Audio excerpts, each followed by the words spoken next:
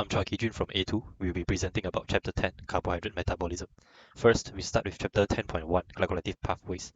One of the major glycolytic pathways is glycolysis, which is basically an entire process of converting glucose to pyruvate. First step, glucose is converted to glucose 6-phosphate by enzyme hexokinase. One phosphate group is added into glucose, therefore one ATP molecule has been used. Second step, glucose 6-phosphate is converted to fructose 6-phosphate by enzyme phosphoglucose isomerase. The 6-membered ring structure now becomes 5-membered ring. Next, fructose 6-phosphate is converted to fructose 1,6-biphosphate by enzyme phosphofructokinase. Another phosphate group is added in now, as well as another molecule of ATP consumed. The fructose 1,6-biphosphate is then split into two 3C molecules. It splits into dihydroxyacetone phosphate, DHAP, as well as glyceraldehyde 3-phosphate, GAP. The process is catalyzed by enzyme aldolase. DHAP is soon converted into GAP by enzyme triose phosphate isomerase because only GAP can proceed further in glycolysis. The sixth step, a phosphate group is added into GAP by enzyme GAP dehydrogenase to form 1,3-bisphosphoglycerate. GAP is first being oxidized by NAD to remove a hydrogen, which allows the phosphate group to enter. Then the same phosphate group in 1,3-biphosphoglycerate is being transferred to a molecule of ADP, which then form ATP by enzyme phosphoglycerate kinase. The 1,3-biphosphoglycerate turns into 3-phosphoglycerate.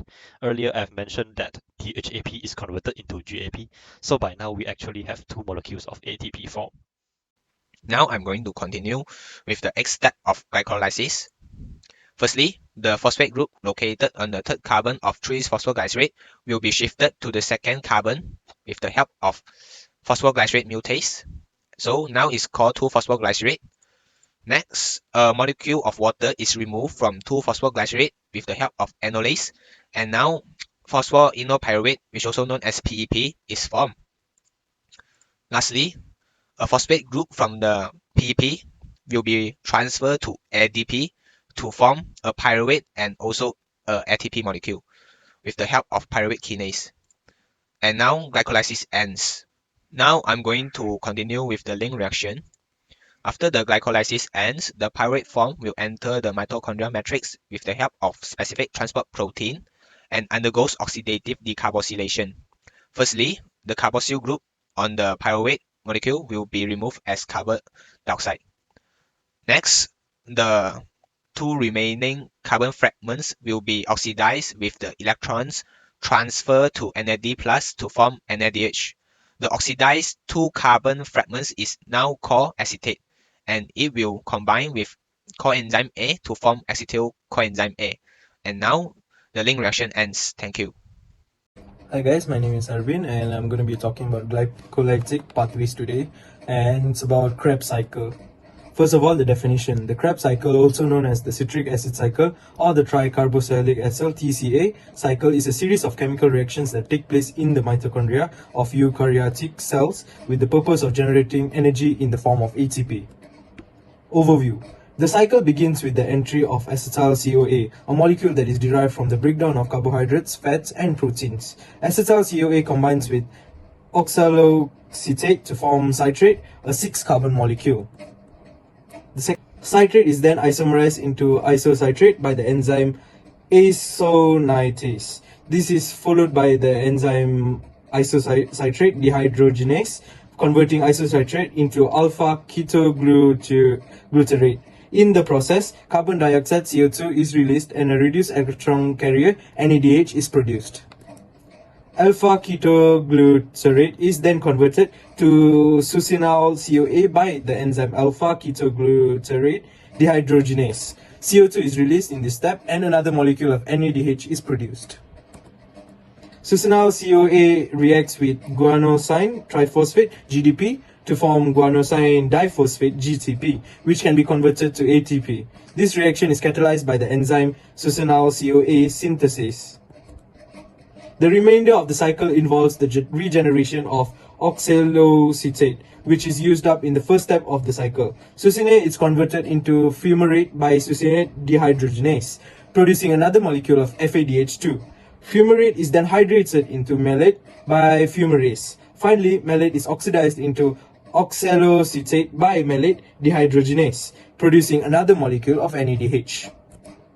The cycle is completed by the regeneration of oxaloacetate and the production of two additional molecules of CO2, which are released during the conversion of isocitrate and alpha-ketoglutarate.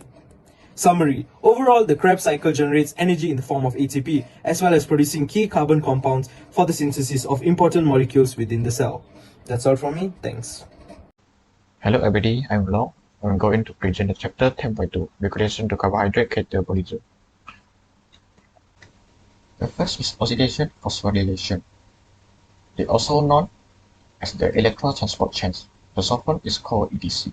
Oxidation phosphorylation contributes the majority of the ATP produced compared to the glycolysis in the Krebs cycle. First, NADH and FADH2 from Krebs cycle and also from glycolysis will be oxidized in the ETC to produce water and ATP. After that, electrons are passed from one carrier to another in ETC. This enables the hydrogen ion from neutral pump to the intermembrane spec of mitochondria has formed the proton gradient. The hydrogen ion move up to the matrix through ATP synthase produce ATP. They also call chemical osmosis hypothesis. This is the picture for the ETC. Okay, that's all. Thank you. I'm going to present electron transport system. The electron transport system occurs in the cristae of mitochondria, where a series of cytochromes, which is enzyme and coenzyme, exist. These cytochromes and coenzyme act as carrier molecules and transfer molecules. They accept high energy electrons and pass the electrons to the next molecule in the system. At key proton pumping sites, the energy of the electron transport protons across the membrane into the outer compartment of the mitochondrion. Each NADH molecule is high energetic, which accounts for the transfers of 6 protons into the outer compartment of mitochondrion. Each FADH2 molecule accounts for the transfer of 4 protons. In cellular respiration, the final electron acceptor is an oxygen atom. In their energy depleted condition, the electrons unite with an oxygen atom. The electron-oxygen combination then reacts with 2 hydrogen ions to form a water molecules. The role of oxygen in cellular respiration is substantial. As a final electron acceptor, it is responsible for removing electrons from the electron transport system. If oxygen were not available, electron could not be passed among the coenzyme, the energy in electron could not be released, the proton pump could not be established, and ATP could not be produced. Thank you. Hello everyone, I'm Danush and I would like to continue the electron transport system. As illustrated in the diagram, electron flow from NADH to oxygen is aided by a number of intermediate electron carriers, such as electrons moving from a reduced donor, which is malate, to an oxidized donor, such as OA. Electrons migrate from carrier to carrier, following an energy gradient to the final electron acceptor, which is oxygen. The positive energy gradient is caused by the electrons moving towards the components with a larger positive reduction potential and consequently a higher affinity for oxygen. Photons are pouring across the inner membrane into the intermembrane region as electrons flow. So as a conclusion, the electron transport system plays a crucial role in this regulation of carbohydrate catabolism by facilitating the transfer of high energy electrons generated during the breakdown of carbohydrate to produce ATP. They act as the final step in the oxidation of glucose and other carbohydrate, harnessing the energy stored in the electrons to drive ATP synthesis. That's all for me. Thank you. Hi, I'm Lim Chingen. It's a pleasure to be here with you today to talk about 10.3 fermentations of carbohydrates. Thank you for joining me. So what is carbohydrate fermentation? Carbohydrate fermentation is a microbial process used to produce a variety of products including dairy product, alcoholic beverage, cheese and industrial solvent. It began with glycolysis to produce a small amount of ATP and pyruvates. The yield of ATP from fermentation is much lower than that of aerobic respirations. Carbohydrate fermentation tests are used to detect the ability of microorganisms to ferment specific carbohydrates. The process is how living organelles recycle NADH to NAD+. Example of products produced through fermentations of carbohydrates. The end product of fermentations are unique to bacterial species and commonly include ethanol, lactic acid, CO2, and hydrogen gas. Industrial fermentation involves specific microorganisms and control nutrients concentrations to produce a range of products including alcohol, acids, and vitamins. That's all for me. Thank you. Now, moving on to alcoholic fermentation. Alcoholic fermentation or mechanical fermentation forms sugar like glucose, fructose, and sucrose into energy, producing ethanol and carbon dioxide. This involves decarboxylation of pyruvate acetaldehyde, followed by its reduction to ethanol with the help of yeast enzyme. It is commonly used in the production of alcohol beverages. Next, lactic acid fermentation. Lactic acid fermentation forms glucose into lactate and energy. It is carried out by the bacteria like lactobacillus and yeast. The process consists of glycolysis and fermentation occurring in the cytosol. Glycolysis breaks down hexose sugars into pyruvate, generating NADH and ATP. In homolytic fermentation, lactic acid dehydrogenases produce two lactic acid molecules. However, in heterolactic fermentation, lactate dehydrogenase and pyruvate decarboxylase produce lactic acid, ethanol, and carbon dioxide. In low oxygen conditions, muscle cells switch to lactic acid fermentation to meet energy demands. This can occur during intense exercise, leading to muscle cramps or stiffness.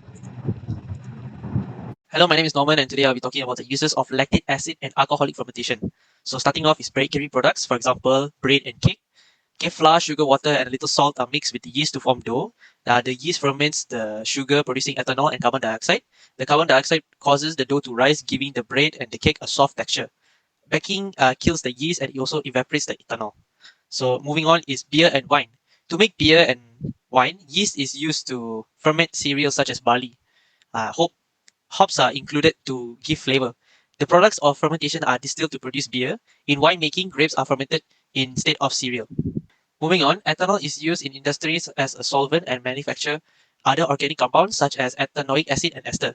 Ethanol can be manufactured industrially by using yeast to ferment sugarcane, and sugarcane is sucrose. So during fermentation, an enzyme converts the sucrose into glucose and also fructose.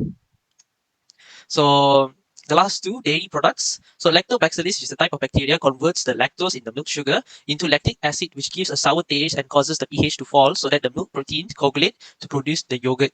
Yes, flavoring can also be added to produce the yogurt in various flavors. To make cheese, the milk solid formed by the coagulation of milk are pressed to remove the water that is in the milk. Last but not least, our local food, for example, tapai and tempeh, are also made by the same thing.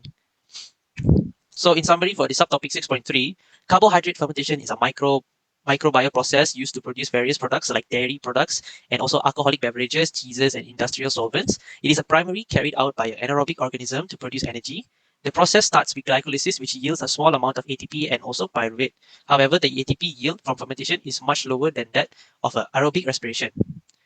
Carbohydrate fermentation tests are conducted to determine the ability of microorganisms to ferment specific carbohydrates fermentation in a crucial organic to recycle the NADH to NAD, which is required for the oxidation of glyceride 3P, producing 1,3-biphosphoglyceride. If the supply of NAD plus is not replenished through the electron transport chain of fermentation, glycolysis cannot proceed. Carbohydrate fermentation leads to the production of unique end products such as ethanol, lactic acid, CO2, our carbon dioxide, and also hydrogen gas, depending on the bacteria species involved. Industrial fermentation utilizes specific microorganisms and control nutrients concentrations to produce a range of products, including alcoholic acid and also vitamin.